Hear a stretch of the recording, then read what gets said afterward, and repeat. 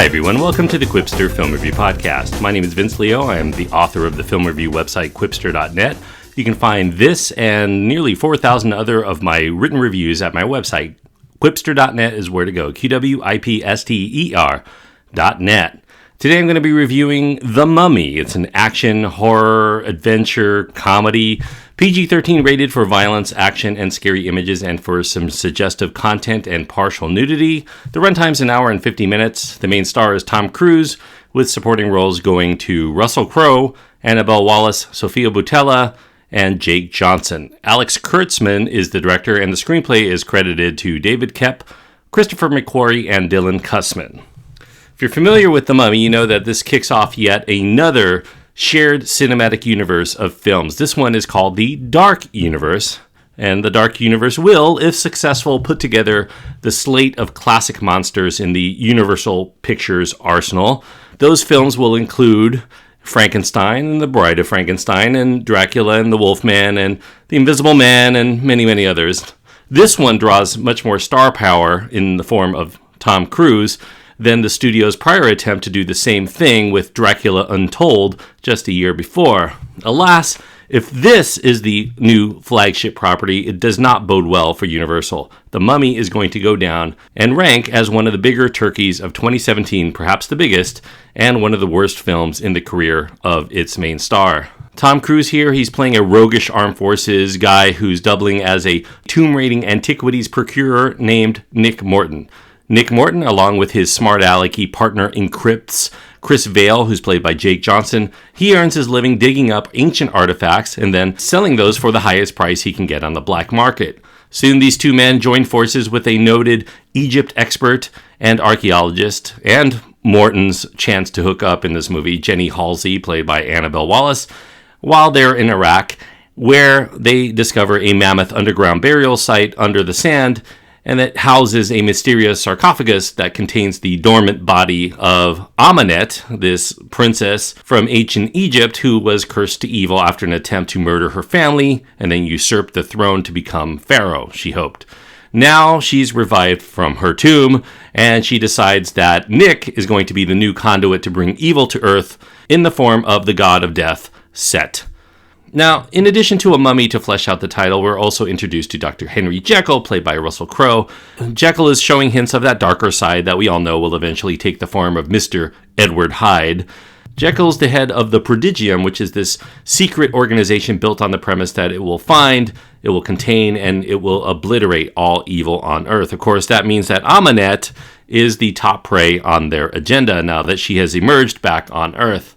The Mummy, the film, is directed by Alex Kurtzman from a script from some well-known screenwriters in the form of David Koepp, who recently just wrote the script for Inferno, the Dan Brown film, actor Dylan Kussman, who also provided some teleplays for a show called The Steps, and then there's, of course, the frequent collaborator with Tom Cruise, Christopher McQuarrie, who also penned Edge of Tomorrow. Alas, it's apparent that these scribes all took their turns cobbling this script together rather than work as a team, because the tone of the film is completely schizophrenic. It never quite settles into a groove as an action, as a horror, as an adventure, or as a comedy feature. And what's missing here, despite lots of exposition to tell us otherwise, are stakes that we can believe in or care about at all as we proceed forward through this story that has no ability to fill us in the audience with any kind of awe or delight. And when death is not even a permanent option for any character in this story, not even the threat of the complete annihilation of everyone we see on the screen seems to hold any weight. It's a pointless endeavor from that standpoint. Tom Cruise from the first scene is delivering a pretty campy take on the hero adventure. He has a forced jocularity that goes against the grain of his usual intensity, and that intensity would usually get us to take potential dangers as something substantial, but not so much here.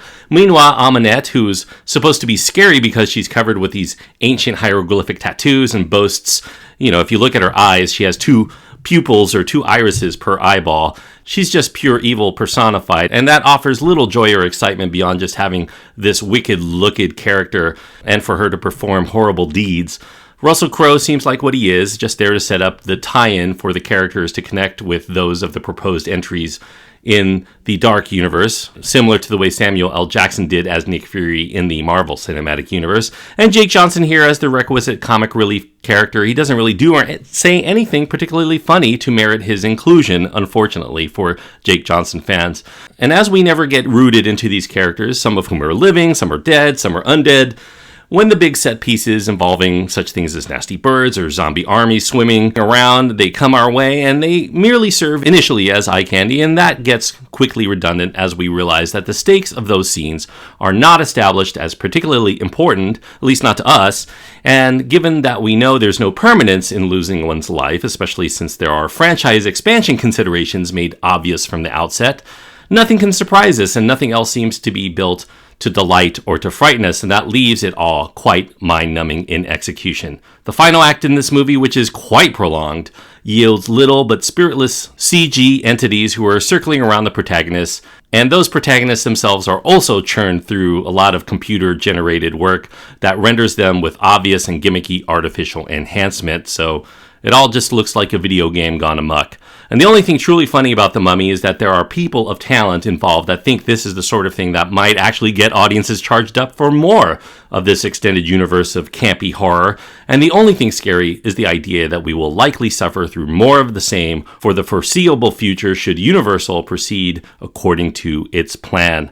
Just like the real Mummy, post-embalming, of course, the movie that bears its name is a soulless undertaking that has had its brain shrunken and no trace of heart to spark it to life. I'm giving The Mummy a low 1.5 stars, and 1.5 stars on my scale means that I do think this is a poor movie. I really caution everybody to steer clear of this movie unless you're just some hardcore Tom Cruise fan that has to see everything he does, or just really interested in the Dark Universe. But I really don't see why you should pay more than cheapy matinee price. I mean, this is really a very disappointing movie all around, and one I really could not recommend to anyone with any shred of confidence at all. So 1.5 stars goes to The Mummy, probably the bigger disappointment I've seen so far in the summer. But it's a long summer, so there's always a chance that something else could be even worse, God forbid. Thank you everyone for listening. I hope that you enjoyed this review. If you did, I do encourage you to click that subscribe button, and you'll continue to get all of my reviews as they come out throughout the course of this year and beyond. And if you want to hear more of my podcasting work, you can also check out the In Session Film podcast, because I do work with JD and Brendan on the extra film segments of that show. So go to insessionfilm.com, look for those extra films, and you will hear more of my work there. So thank you once again, and until next time, please enjoy your time anytime you get to go to the movies.